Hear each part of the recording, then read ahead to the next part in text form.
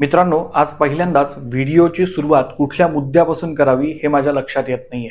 चला, एका शिवीपासूनच आजच्या व्हिडिओची सुरुवात करतो.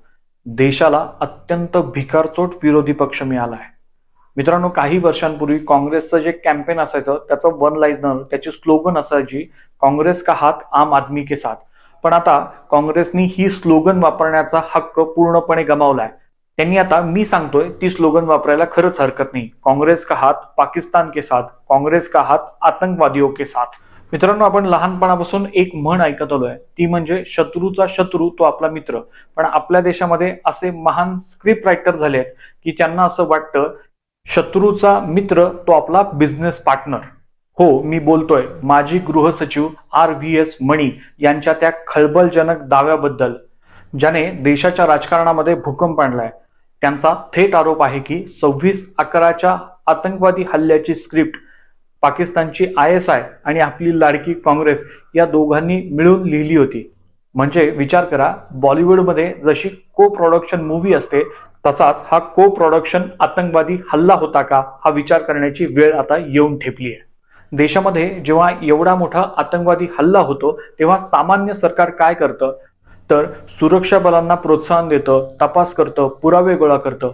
पण आपली लाडकी काँग्रेस हे सगळं करण्यापेक्षा ते हिंदू टेररिझमचा नवीन ब्रँड लॉन्च करण्यामध्ये बिझी होते. मित्रांनो, RVS मणी साहेबांनी जो दावा केलाय तो फक्त त्यांनीच केलाय का, तर असं नाही. त्यावेळेस NSG कमांडो असलेले सुरेंदर सिंग यांनी सुद्धा याच पद्धतीचा दावा केलाय. सुरेंदर सिंग यांचं म्हणणं आहे की NSG निघण्यासाठी तयार होती, पण काँग्रेसनी तत्कालीन सरकारने त्यांना निघू दिलं नाही आणि त्या ठिकाणी कसाब आणि त्यांच्या टोळीला नंगा नाच करण्याची परवानगी सरकारनेच दिली आणि नाहक निष्पापांचे बळी घेण्यात आले. मित्रांनो, या सगळ्या आतंकवादी हल्ल्याची आणि आता जो मणी साहेबांनी दावा केला त्याची क्रोनॉलॉजी समजून घेणं अत्यंत गरजेचं आहे. 2008 सालीच मालेगाव बॉम्बस्फोटामध्ये हिंदू टेररिझम, भगवा आतंकवाद अशा संज्ञांना काँग्रेसच्या सरकारने जन्म दिला. साध्वी प्रज्ञा सिंग, कर्नल प्रसाद पुरोहित अशा सारख्या देशभक्त नागरिकांना त्याच्यामध्ये गुंतवण्याचा प्रयत्न काँग्रेसने केला. प्रयत्न काय, मी म्हणतो गुंतवलंच. 2009 साली देशामध्ये लोकसभेच्या निवडणुका होत्या. भारतीय जनता पक्ष सत्तेपर्यंत पोहोचू नये म्हणून साठी काँग्रेसने हिंदू दहशतवाद अशी एक संज्ञा जन्माला घातली आणि तिला पुख्त करण्यासाठी, ती पक्की करण्यासाठी ISI बरोबर मिळून हा 26/11चा हल्ला केला, असं मणी साहेबांचं आणि त्यावेळेसच्या अनेक लोकांचं मत आहे. मंडळी, कसाब आणि त्याच्याबरोबर आलेले जे पाकिस्तानी आतंकवादी होते हे जन्मानं कर्मानं मुसलमान होते, पण यांना हिंदू दाखवण्याचा प्रयत्न मुद्दामून या सरकारने केला. कसाबच्या हातामध्ये जो लाल कलावा होता ते त्याचं द्योतक होतं. तुकाराम ओंबाळेंच्या साहसामुळे कसाब जिवंत सापडला गेला. तो सापडला गेला नसता तर हा सगळा ठिकरा या देशातल्या हिंदूंच्या माथ्यावरती काँग्रेसने फोडला असता आणि हिंदुत्ववादी संघटना RSS यांना दहशतवादी आणि हिंदू दहशतवाद हे स्थापित करण्यात काँग्रेस यशस्वी झाली असती. कसाबच्या हातात लाल कलावा बांधून त्याला समीर चौधरी बनवण्याचा मास्टर प्लॅन तयार करण्यात आला होता. हे सगळं इतकं स्क्रिप्टेड होतं की हॉलिवूडचे मोठमोठे दिग्दर्शक सुद्धा या स्क्रिप्ट समोर फिके पडतील की काय अशी शंका यावी.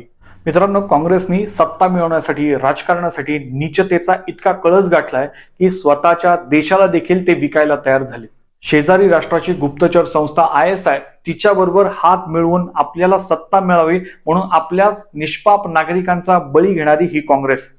मित्रांनो, इथून पुढे जेव्हा जेव्हा निवडणुका होतील, जेव्हा जेव्हा काँग्रेसचं हाताचं चिन्ह लोकांच्या नजरेसमोर येईल, तेव्हा मेजर संदीप उन्नीकृष्णन यांच्या म्हाताऱ्या आई वडिलांना काय वाटेल, विजय साळसकर, अशोक कामटे, हेमंत करकरे यांच्या विधवा पत्नींना आणि त्यांच्या कुटुंबियांना काय वाटेल, ज्यांनी AK-47च्या गोळ्या पोटात झेलून कसाबला जिवंत पकडलं, त्या तुकाराम ओंबाळेंच्या घरच्यांना काय वाटेल, हे आपले सगळे शूरवीर सैनिक त्या कारवाईमध्ये हुतात्मा झाले त्यांच्या घरच्यांना काय वाटेल, आणि त्याचबरोबर या आतंकवादी हल्ल्यामध्ये जे 167 नागरिक मृत्युमुखी पडले त्यांच्या नातेवाईकांना काँग्रेसच्या हाताचं चिन्ह बघून काय वाटेल, हा विचार काँग्रेसने करायचा आहे. मित्रांनो, RVS मणी साहेबांच्यामुळे काँग्रेस राजकारणासाठी कुठल्याही थराला जाऊ शकते, हा त्यांचा विकृत चेहरा पुन्हा एकदा देशवासियांसमोर आलाय.